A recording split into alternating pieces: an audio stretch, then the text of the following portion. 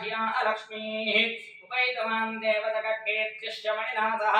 राजरभूतोत्तराश्रेष्ठं कीर्तमद्यन्तरातमे शुद्धिवासामलाञ्ज्येष्ठां लक्ष्मीर्नाशयाम्यहम् भूतिवसमुत्थित्य सर्वानन्दतमे गृहात् गण्डद्वारान्दुरादर्शां नित्यपुष्टां गृहे निजदेवीं मातरं श्रियं वासय मे कुले